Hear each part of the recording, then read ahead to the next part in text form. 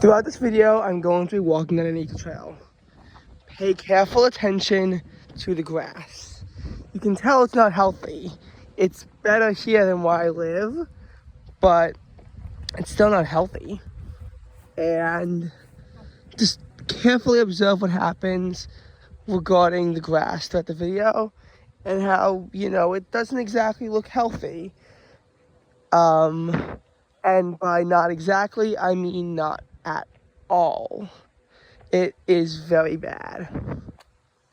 On August 18th, I made a video of the rains and how heavy it was. And someone commented on a video asking me to make more of those kinds of videos, saying that they find it relaxing. Maybe it wasn't that video, maybe it was a different video. But I've always liked to film it whenever there's really heavy rain coming down. Since that moment, though, we've never had that. The 18th and 19th featured a very heavy flash flood event in our area. New York City got over 2.5 inches of rain. Where I live got over 4 inches of rain. We saw a daily rainfall record on the 18th being broken at LaGuardia Airport. We saw a potential record for rainfall in Connecticut in a 24-hour period. We saw a ton of destruction. And, this rainfall caused a lot of damage, and 2 people died. However, the fact that it didn't rain more, either, in this instance, or in other instances of heavy flash flooding in August, and even late July, has actually proven to be bad. Like we're saying we needed more rain during a flash flood. What? But here's the thing. After the 19th, everything cleared out, humidity drained, and we actually saw our coldest August mornings in 16 years. So we actually saw, because of this, nice August weather. August 26th and 28th featured isolated showers that were very intermittent and didn't really do a whole lot of stuff. We saw that.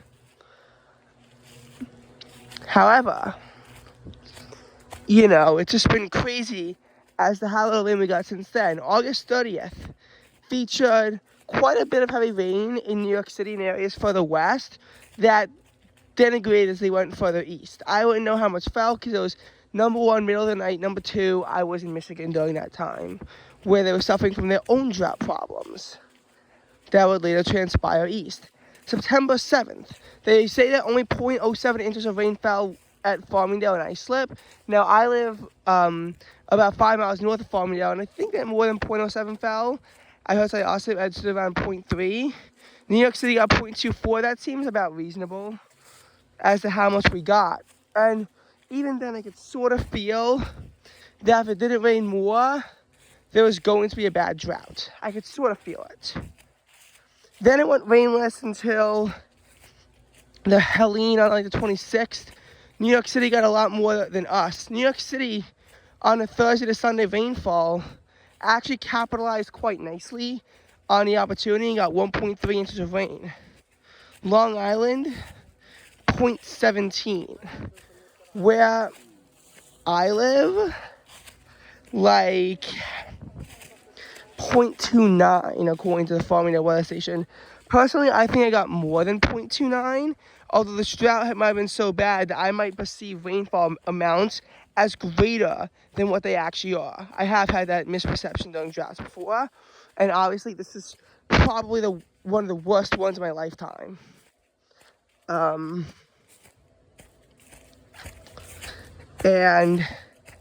it didn't rain on Sunday at all because the rain stopped in Wantagh. And then from there, it got really bad because after that, the rain just turned off completely. So historically dry September at Islip, and one of the driest on record where I live, probably not the driest, and a pretty dry September for the rest of New York City too, which then bled into a historically dry October that, no matter where you were, was the driest on record. Farmingdale picked up only 0.06 during the month in an isolated shower on October 7th.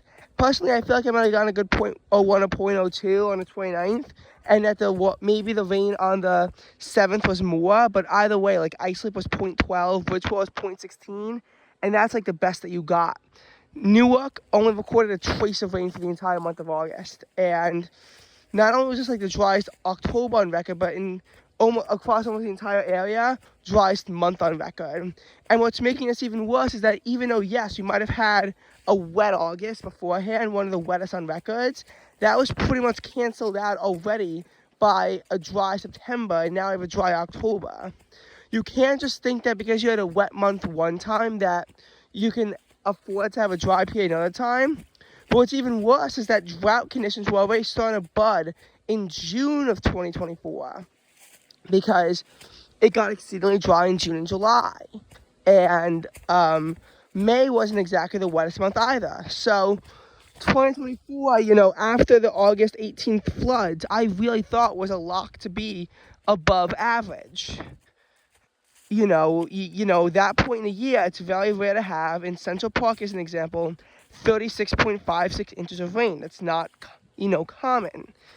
But now they're at 38.49, and they're running well below average for where they're, supposed to be. They're probably at around 3 to 4 inches of rain below where they're supposed to be, and they were 3 to 4 above. Places that had that were +6, +7 in the rainfall department are now pretty much right at where they're supposed to be for the year, which obviously is bad.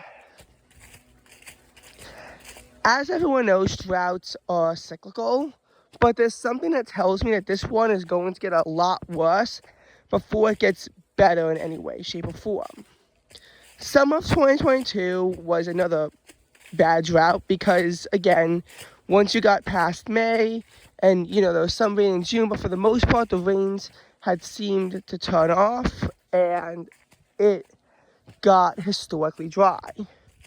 July maybe featured some isolated thunder showers that we didn't have on Long Island, but still not good. And then August was a very dry month as well. But that felt like it was more of a catastrophic drought because of the Eel Creek, because of the sunlight. There's not even a lot of sunlight, and it wasn't even warm, although we'll get to why it's so much warmer than it should be, because that's part of the reason to do with the drought. It wasn't even normal drought factors. There's been a complete lack of rain that has already put our area into moderate drought, and Philly's in severe drought. And we're in moderate. Parts of Connecticut are still only in the abnormally dry range, but it's not good. Summer 2022 featured mostly a mix between moderate and severe drought in our area before it finally got better. I remember that we were put into drought in July. We hit severe already by mid-August. Finally, as September progressed, we were put back into only a moderate drought. And as October happened, we were eventually put into an abnormally dry phase. But I still remember how in the summer of 2022, it was, very dry, and the fall was wetter, but we were still in drought up until January 2023 to some extent. Only to then go back into drought after a very dry May and June. Thankfully, that didn't last very long, even though it absolutely could have. So, as so in this case, we're back in moderate. We're back in moderate drought. It's probably gonna become a severe drought because there's been no rain. Again, 0.01 to maybe 0.03 in certain areas on Tuesday. Nothing measurable in the showers today, and now it's actually getting warm. For a while, the saving grace was that even though it might not have been raining, it's okay, at least the temperatures are being held in check, which will, slow evaporation. But the humidity has gone down, and again, it's getting warm. The temperatures ramped up severely late October, and it hit 81 degrees across the metro area on October 22nd for the first time in over a month since the 20th that got that warm. It then intensified for the worst on Halloween. 79 where I live, 81 in the city, and the entire area had the warmest Halloween on record. Today, another day that could have 80s. Like, I'm forced to wear short sleeves today, which I should not be doing in literally November. And it looks like while there were rain chances for parts of the Northeast, there's high pressure that's going to be deflecting any rain chances that we have to the north. Hence why they're saying that hence why CPC is saying that while it's going to start to get wet and we're going to see drought relief in western Pennsylvania and areas west, there's going to be intensification of drought here. And obviously the Midwest drought got really scary because West Virginia is an exceptional drought, and a lot of areas fell into severe due to, dry patterns this year. They don't seem to be looking like they're going to be getting any better, anytime soon here. They're saying maybe a pattern change in mid-November, but I'm skeptical because, number one, I feel like they've been saying there's going to be a pattern change for a while now, and it, never happens. Early November was supposed to be a pattern change, and now they're saying it's going to be mid-November?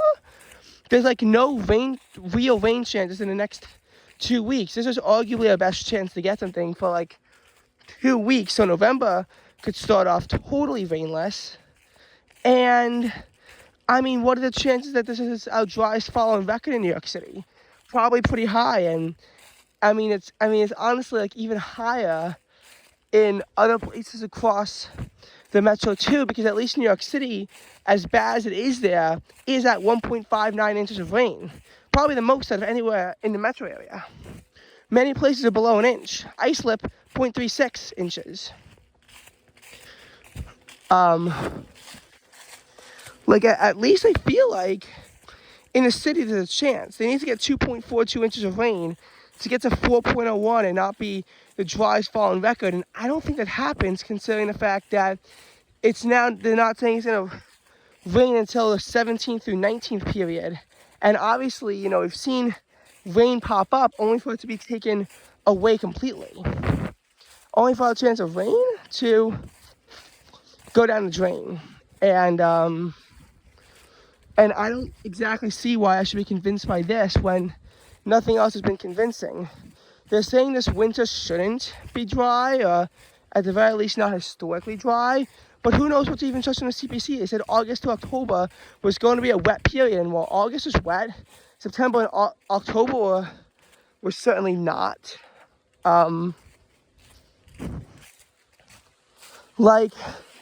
It's just so tough to say at this point what we're going to be looking at. And here's what I'll say about all of this. What I'll say is that eventually this pattern has to break. New York City has had these really dry periods, as bad as they are.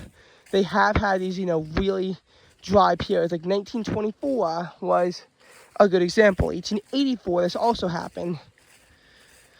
Spring of 2001 was also pretty bad. We've had dry periods before. But they did say summer of 2022 was the worst drought since 2002 in our area. And, I remember having to live through that and how bad it was and how rain seemed elusive, but at least it was a lot less elusive than it is now. At least we finally could get a pattern change by the start of September that brought in some rain. At least then it wasn't as bad as this.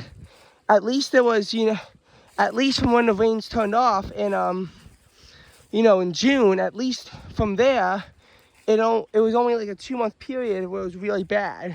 Maybe more 2 to 3 months, but still, you get my point. At least it wasn't, like this, where we seem hopeless and our really dry stretch is going to go on for a full 3 months, possibly even more. Who knows what happens at the end of November into December. Again, we've seen these really dry periods before. We thought February 2023 and November 2023 could be the driest on record, only for them to feature some rain at the end. But October 2024 did not provide that kind of relief. It just didn't. September 2024, again, was in that category of months that provided something, but like, you can't afford to have this many dry months. My prediction for this drought now is I'm going to predict how bad I think it gets. I think the fact that we end up on severe drought for a while is practically a guarantee at this point. Again, it's going to be warmer than average, and it's going to be 2 weeks, 2 full weeks of no rain likely. And I thought that maybe chances on in the November 4th through 7th period could slip in. That's pretty much washed now. Maybe I shouldn't say washed, evaporated. Like, it's pretty much a lock that even though we'll have colder temperatures in a small range, that's not going to actually rain. Or if it does, we'll barely get anything. Although honestly, anything is better than this. I think that if the pattern change in mid-November, happens as planned, and I think that these things do eventually tend to cancel themselves out, I think that at that point, yes, we could be possibly talking about like an end to the drought in a severe category. Winter will come on and improve it, and by spring, maybe this horrible drought will finally be over. Again, maybe.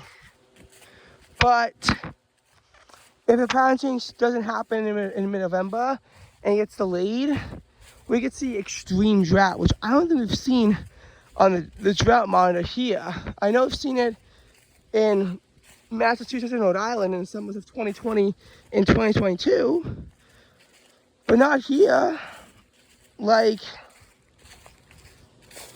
I don't think the driest fall on record is as bad for dry as a dry summer on record, but it's certainly not good, especially considering that it has to go in for a season, and this likely is going to not only be the driest fall on record, but it's likely going to smash that record by quite a good amount here. I really just can't see November being that fruitful for rain unless we get lucky, and even one big storm likely isn't going to do it.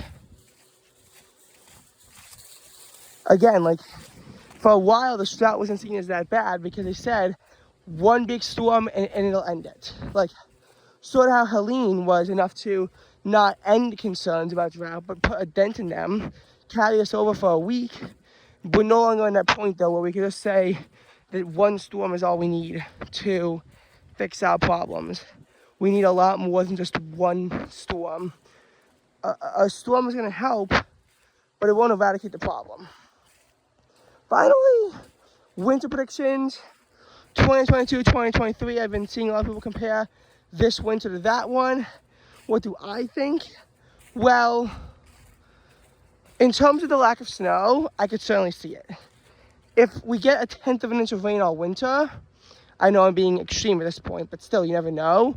Like, yeah, of course you're not going to get anything more than an inch of snow, and you'll have the least snowy winter on record again.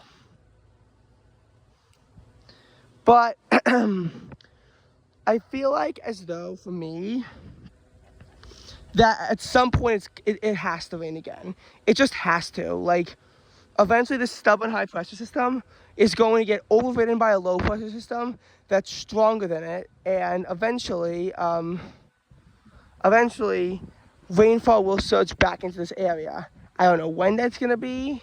I don't know if we're going to get another drop in 2024, but I feel like at some point, eventually, something has to go our way. Something has to change for the better.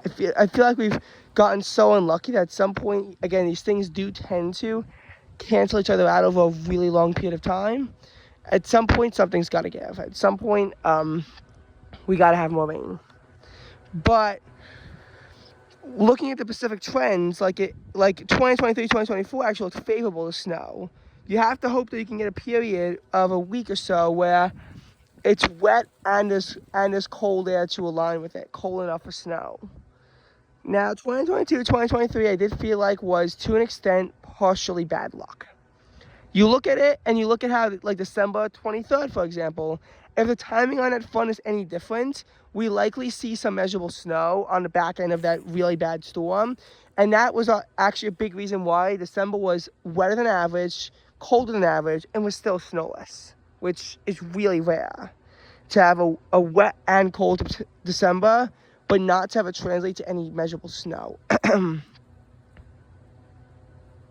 And again, this is 2022. Like, we saw, like, July and August, we looked hopeless. September, in October, there was finally a bit of hope.